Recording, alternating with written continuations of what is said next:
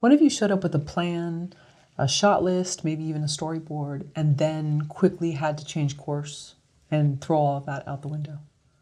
So I always show up with a plan, always show up with a shot list, and ideally, we'll pre-scout or we'll, do everything that I can to not only have a plan, but pre-vet it. That said, certainly surprises arise. And so what I do is I try to just find a private space to kind of think it through. And then come back to the team and have a clear vision. What I have found is not great is to show that you are trying to come up with a plan while around everybody who's looking to you to have the plan. So for an example, on a film I did that Danny Glover was in called Strive, we went and saw the location, and just at that time of day, it was not the right location. And we had just filmed another sequence that was a bit of a different mood. We had sort of gone a little bit more with improv on it. And so I knew that this kind of 4-minute walk and talk, which was going to be at this other place, wouldn't work. So I said, hey, let's take a little bit of a longer lunch. I'm going to go, ahead to the location, and we'll let you know when to show up. And then I jumped in the car with my trusted, group, and we quickly did a location scout, and we found these benches in this park, and I thought, that's a better location for this. This is much, much better. And so then we called and we said, hey, everybody, we have a slight change. We're now shooting at this park. And so the whole, caravan went to the park. We, reconstructed the scene there, and it ended up being my favorite scene in the entire movie. It just worked out. I mean, we had this beautiful kind of sun setting through the trees, and it was reflected across this other building. It was, and the actors, it was way more dynamic that they were on a park bench and instead of just walking down a street. And so that was one of those times where it wasn't so much that there wasn't a plan, but it was, I think we can do better with this, and let's explore other ideas, but let's first huddle and then come back to the entire team and say, okay, now this is actually what we're doing. And this was in New York City? Yeah, in New York City, in Harlem, actually. Yeah. Oh, okay. And so how hard was that to find like an appropriate place to shoot when, I don't know how busy it was, how many people were around? Yeah, we constructed the film in such a way that we were all very maneuverable. So early on, the line producer was like, I think we're going to have this truck and that truck, and all these transpo cars. And I was like, guys, this is New York. We're going to have parking tickets. We're going to have issues with where to park. I mean, it's going to be a nightmare. And so we came up with this plan of basically calling Ubers.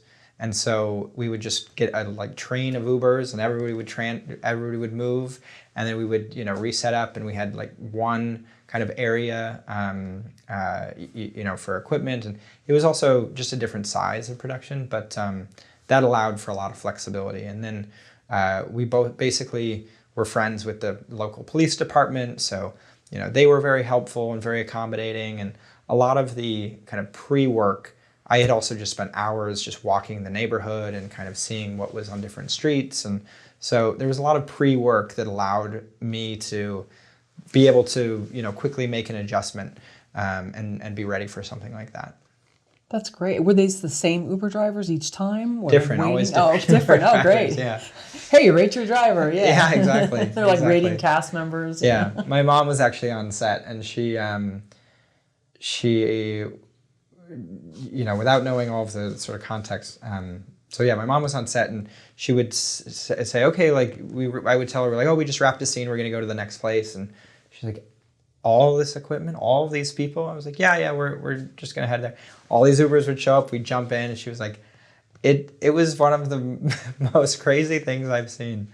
But yeah, I mean, it also just comes down to re-asking yourself, well, why are people doing things like this, and does it fit our particular situation? And your question about rules of normally, I mean, we did have some production trucks, but we just found that we didn't need as many. Have you ever said no to a project? Yeah, I say no to projects all the time. In fact, I was just having a conversation before coming here about like the use of social media while also not encouraging more projects to come in. I tend to do my own stuff, or I tend to work with writers that I know, or I like a much more sort of directed approach. Which isn't to say that people haven't sent me projects and I haven't, bought them and made them.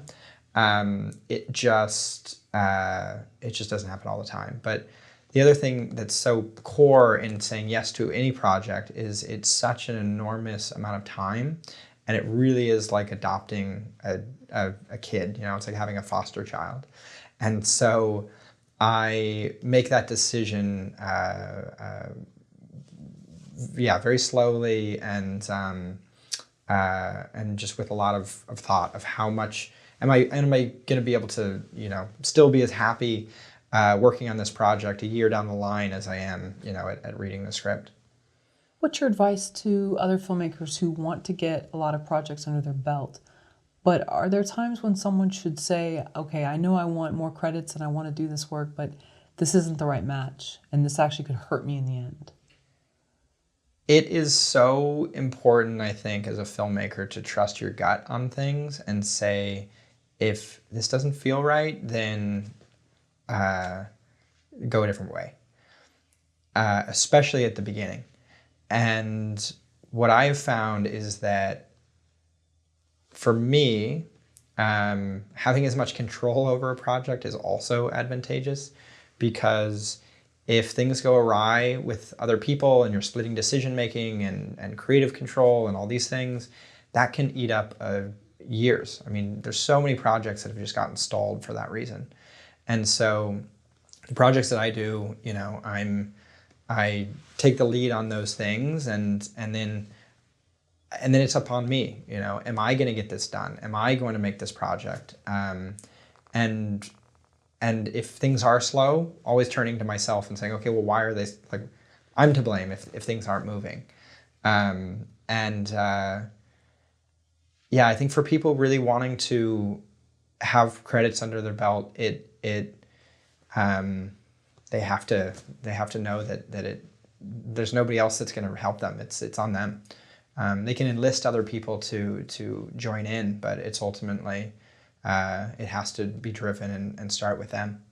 Sure. I guess just being new to something, we get kind of hungry for credits, or we get hungry for experience, and then just maybe, how is it to maybe say, that might not be a match, and that could actually cost me in the end, because my reputation could be tarnished, different things could happen. Certainly. So. Yeah, there's so many different factors. I would say the biggest for me is always a consideration of time. It's just how much time is that going to eat up, and sort of the opportunity cost of that. What else could I be doing in lieu of it? And then the other is, more as like an artist. Is it something that's going to challenge me? Is it something that I'm going to learn a ton on? Am I going to be working with people that I'm going to learn a ton on and sort of open me up to other networks? And those are, I think, the core decisions. I mean, I've certainly worked on projects for, little to no money for serious amounts of time. But I also knew that by the end, I would know what it was like to make a studio movie. And that for me, was extremely valuable. I think a lot of different factors at play, but definitely figuring out for oneself, like, what are all the vectors in that decision making in order to proceed on a project and push your career forward.